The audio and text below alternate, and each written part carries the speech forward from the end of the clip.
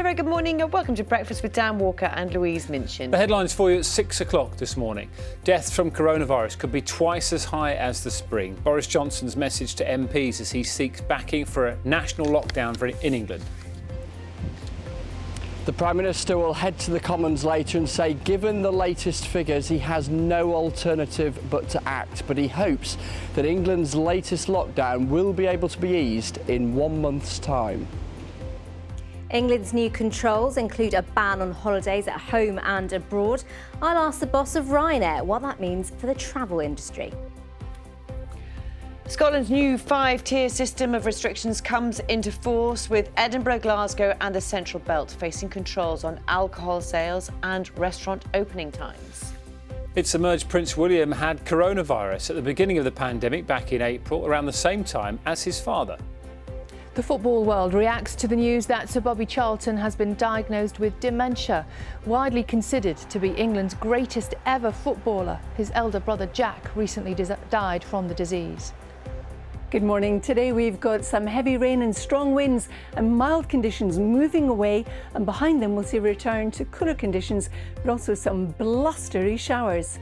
I'll have all the details in 10 minutes.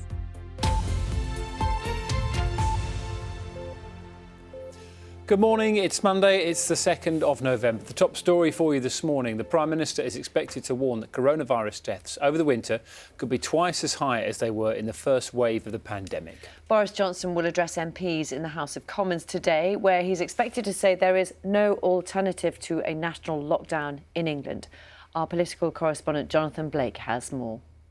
And so now is the time to take action, because there is no alternative. After addressing the nation, Boris Johnson will today attempt to get MPs on board with his plan for a national lockdown in England. The Prime Minister is expected to again point to stark warnings from scientists that unless the government acts, deaths over the winter could be twice as bad or more than during the first wave of the pandemic.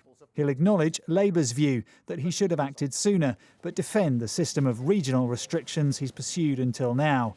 Labour's support means the plan is likely to pass when MPs vote on it later this week, but some Conservatives are taking a stand.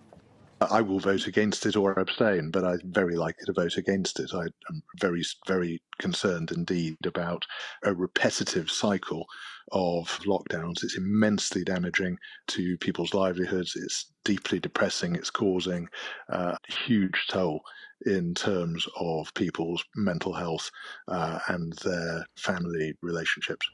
The national lockdown will see non-essential retail closed, along with pubs, bars and restaurants, except for takeaway and delivery. Gyms, hairdressers and beauty salons must also shut, and only 2 people from different households can meet outside.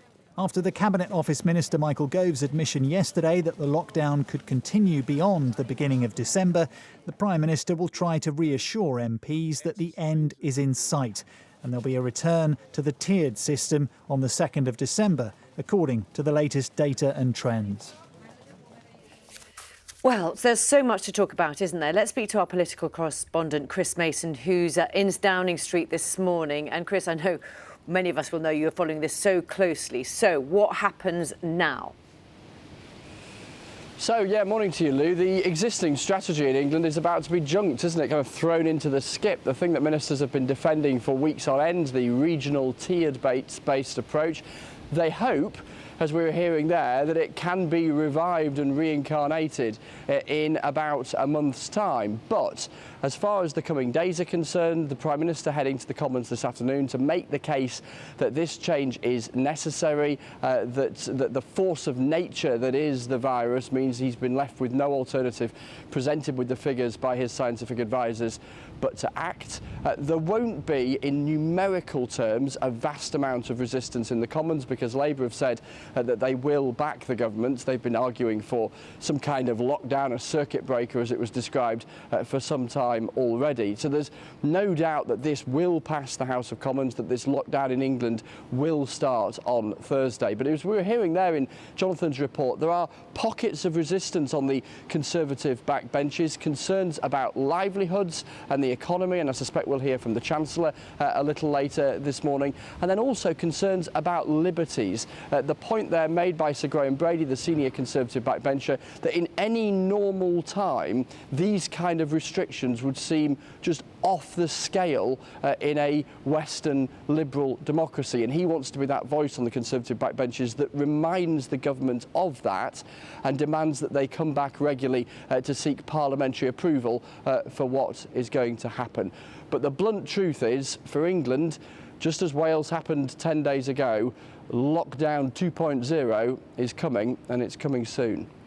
Chris, we'll be with you throughout the morning. For the moment, thank you. Well, people in Scotland will be waking up to new coronavirus restrictions today as the country enters a 5-tiered system. No areas are in Tier 0, which are the most relaxed restrictions. Tier 1 includes the Highlands, the Orkney and Shetland Islands. This restricts socialising to 6 people from 2 households inside and outside. Indoor home socialising is banned in Tier 2, except if you're caring for a vulnerable person. Outdoors, groups in public spaces is limited to 6 people from 2 households and will affect areas including the Scottish borders and Aberdeenshire. Most of Scotland's central belt is in Tier 3. Socialising rules remain the same as Level 2, but hospitality businesses will be banned from selling alcohol and will close at 6 p.m. There are no areas in the highest level. Well, strict coronavirus restrictions are already in place in both Wales and Northern Ireland. In a moment, we'll speak to Chris Page, who's in Belfast for us this morning. But first, we're going to go to Cardiff and our correspondent there, Tomos Morgan. Good morning to you. So just 1 week to go in the Welsh lockdown. What happens next? So today, the First Minister, Mark Drakeford, will come here today, the Welsh Government building in Cardiff, and he will outline the plan, really, for Wales up until Christmas. We know that the non-essential businesses that have been closed, your gyms, your bars, your restaurants, they'll all open a week today. But what we don't know is how it will affect travel and, I suppose, gatherings, mixing households. Now, we haven't had much detail, but I've been assured by people within the Welsh Government there is no plans to extend this 5-week, so it will come to an end a week today. But what we'll be looking for is what is in that blueprint. How many people will be able to mix together indoors and outdoors? Will people be able to travel further afield? I think one thing to look out for is at the moment, obviously, there is a travel ban in Wales, and anyone coming into Wales that's coming from a COVID hotspot area from outside Wales. So logically, potentially, it would mean that anybody from England would be banned by law from coming to Wales, and they would be fined if they did that. So that's something that possibly could happen today. And the other thing, as I say, is how will it work in terms of people being able to meet up now that the weather's turned bad and outdoor meetings are going to be difficult? How will it affect people meeting indoors? So we'll be hearing that in the press conference at 12:15, but we'll be hearing from the First Minister as well later in the programme. OK, Tomos, thank you very much for that. That's the latest in Cardiff this morning. Well, let's go to Ireland. Our Ireland correspondent Chris Page joins us now. And Chris, just run us through what exactly is happening there as well. Yeah, Louise, well, here in Northern Ireland, we are about halfway through a 4-week period of tightened restrictions. It's been very noticeable. The hospitality sector's largely closed down. Pubs and restaurants have gone takeaway only. Hotels have had to close to most guests. Also, close contact businesses, the likes of beauticians, nail bars, they're all shut. A big change that many families will be affected by today, though. Schools are going back after an extended Halloween break. Usually at this time of year, children get 1 week off. This year, they have 2 weeks off. That was, again, part of the measures that the devolved government put in place here to try to stop the spread of the coronavirus just over a fortnight ago. Now, when the new rules were put in place, Northern Ireland had broadly the highest infection rate of the UK's 4 nations, and the measures were the most strict of the UK's 4 nations. That's changed now. The infection rate has been coming down, though numbers are still higher than anybody would like. And also, you've had measures put in place to try to protect the economy over the period where all those businesses have been shut. Whenever Boris Johnson made his lockdown announcement in England on Saturday, the First Minister here, Arlene Foster, tweeted pretty quickly, actually, that as far as she was concerned, the restrictions in Northern Ireland would end in the middle of this month. So ministers here not really talking about putting Northern Ireland into full lockdown mode, though a lot will depend on how the situation is with coronavirus over the next 10 days or so. Chris, for the moment, thank you very much. Prince William was unwell with COVID-19 earlier this year, but it was not publicly announced. Palace sources have confirmed the Duke of Cambridge had the virus around the same time that his father, Prince Charles, was self-isolating. John Donnison reports. Their Royal Highnesses. Prince William appearing on ITV's Pride of Britain Awards last night. You've had it in your own family as well. That's a very well, my father had it very early on. It turns out it wasn't just his father who was infected. The Prince made no mention that he had also fallen ill with COVID-19 last spring, but paid tribute to NHS workers. The devastating impact of the coronavirus pandemic has reminded us as a nation of how much we owe to the thousands of NHS workers who have gone far beyond the call of duty this year. Kensington Palace is giving no official comment or confirmation, but a palace source told the BBC that a story in today's Sun newspaper that the Prince had shown symptoms of COVID-19 around a week into the national lockdown last spring is accurate. I'm Catherine and this is William next to me. At the time, Prince William continued to carry out a number of official engagements using video conferencing. News of his father's COVID-19 infection was made public. At the time, he was photographed self-isolating in Scotland. But it may be that, given the national mood last spring, there was no desire to add further alarm by revealing Prince William's condition. John Donnison, BBC News. The US presidential election enters its final day of campaigning, with both President Trump and Joe Biden appealing to voters in crucial battleground states. You might have seen the scale of the early voting has been unprecedented, with more than 93 million Americans having cast their ballots already. Let's go live to Los Angeles. Our correspondent David Willis is there. David, thank you very much for being with us this morning. So what can we sort of expect from both sides in the closing stages? Well, Charlie, Donald Trump continues to maintain an exhaustive campaign schedule. He took to the stage in Florida just over an hour ago. That was just before midnight local time, the final stop on a day that saw him campaign in 5 separate states. And he's planning a similarly hectic campaign schedule today, including taking in the state of Pennsylvania, where his Democratic rival Joe Biden was born. And indeed, Mr. Biden spent all of Sunday campaigning in Pennsylvania. Donald Trump won that state by the tiniest of majorities 4 years ago, but Joe Biden has maintained a small, if consistent, lead in that crucial swing state.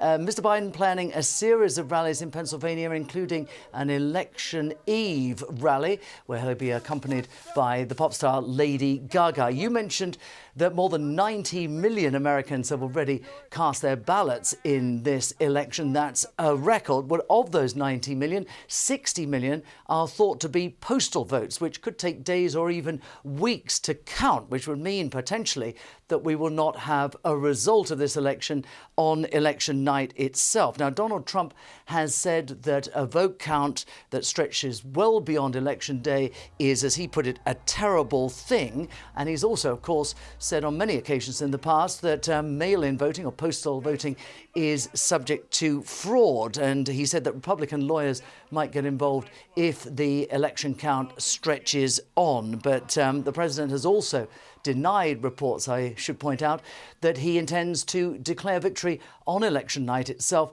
if it looks as though he is ahead as far as the Electoral College is concerned. It's all an indication of the sort of chaos and confusion that could result if neither of the two candidates wins on Tuesday by a landslide, Charlie. OK, thank you very much. But not Charlie today. I've done my hair nicely, though. Must be magnificent hair that's confusing everybody this morning. Definitely Dan, not Charlie. But thank you very much for that update.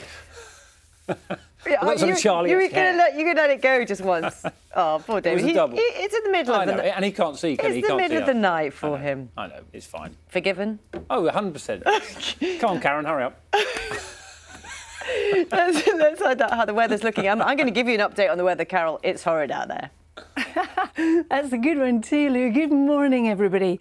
Well, we've got a bit of everything. We've got some heavy rain, we've got some drizzle, we've got very gusty winds as well. Last night, just after midnight, there was a gust of wind at 81 miles an hour across Capel Curig.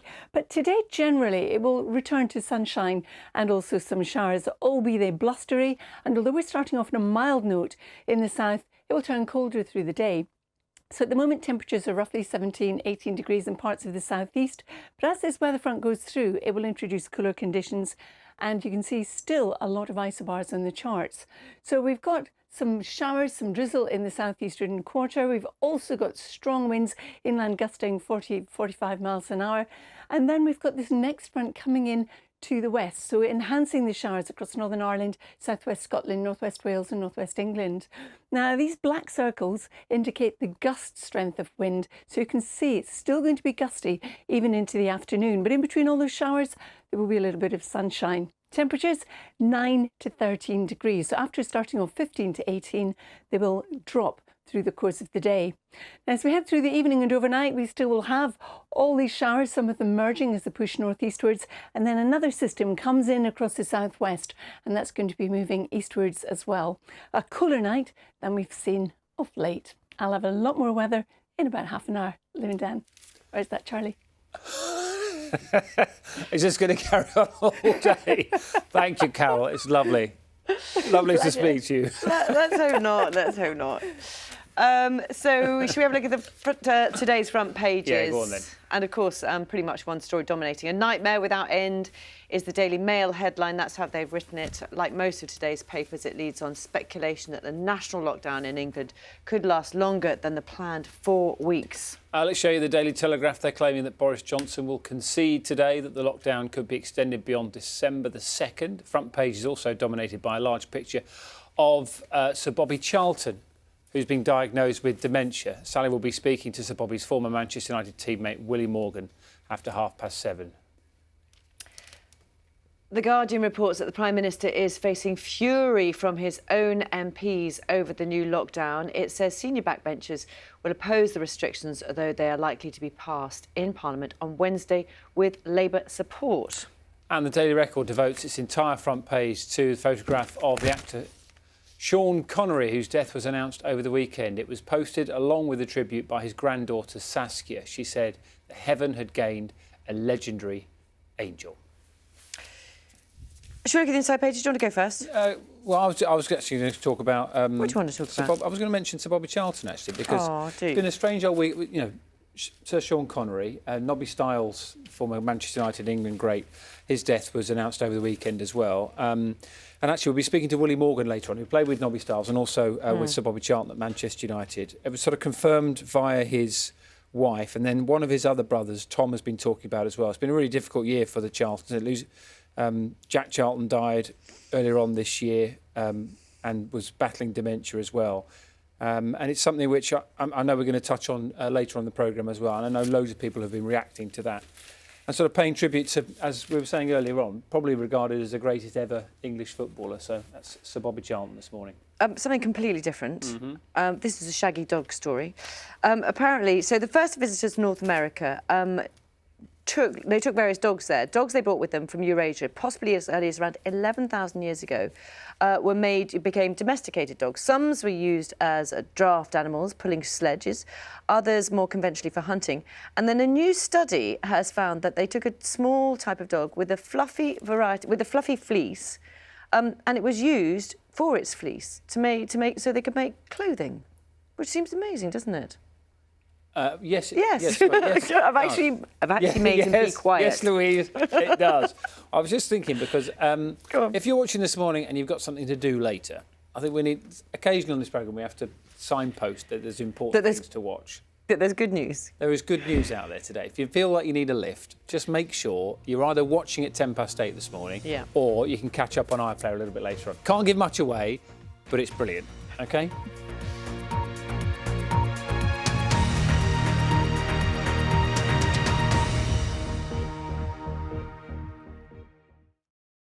See the headlines as they happen and watch BBC News live in the app and get the full story with bbc.co.uk/news.